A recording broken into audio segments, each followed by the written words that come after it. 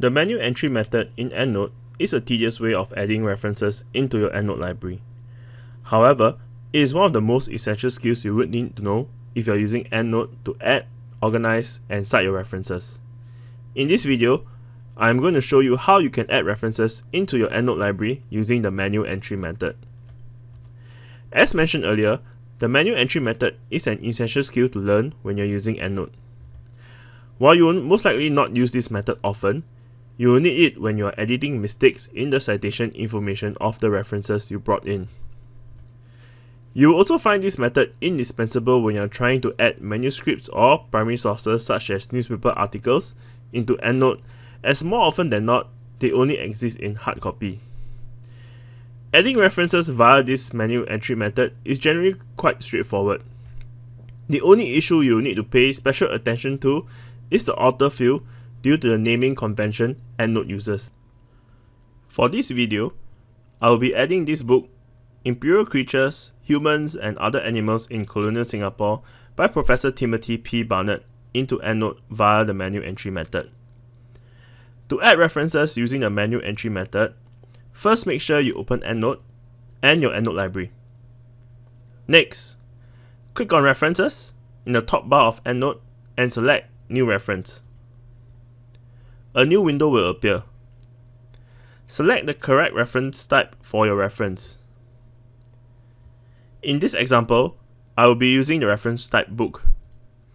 The reason why you want to choose the correct reference type is because different reference types require you to fill in different information about the reference. Key in the citation information of your reference. I am going to leave out the author's name for now. Keying in the rest of the citation information is pretty easy. All you have to do is to copy the correct information into the correct data field. However, you will need to pay special attention to the author's name. The naming convention that EndNote uses is the first name, last name naming convention. If your author's name follows that naming convention, then keying in the name is relatively straightforward.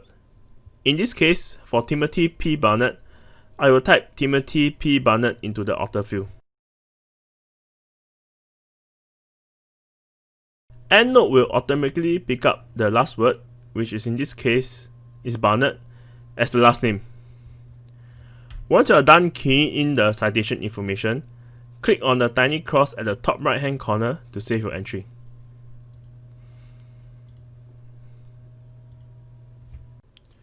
However, if your author's name does not follow the first name, last name naming convention, that is where the comma comes in. For example, my name is Han Mingguang. Han is my family or surname, and Mingguang is my given name. If I just type in Han Mingguang, EndNote will think that Guang is my family name or last name since it is the last word.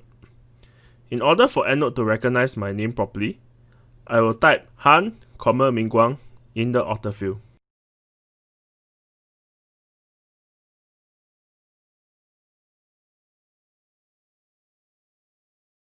Because Han is before the comma, EndNote will recognize that Han is my last name or family name.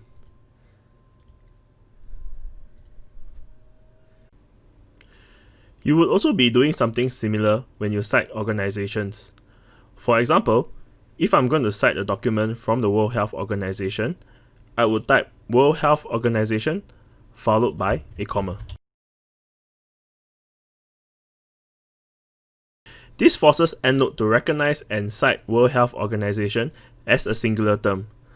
Similarly, for an author without a last name or a first name, you will type the entire name of the author followed by a comma.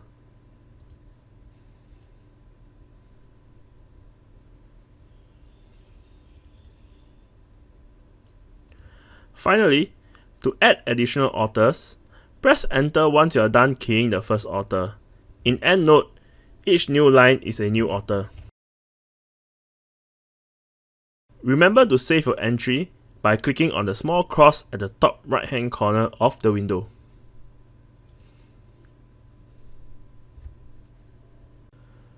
Hopefully, this video has shown you how you can add references into EndNote using the manual entry method. Please visit our EndNote library guide if you want to know more about EndNote. You can also email us at askalib@nus.edu.sg if you need additional help on using EndNote.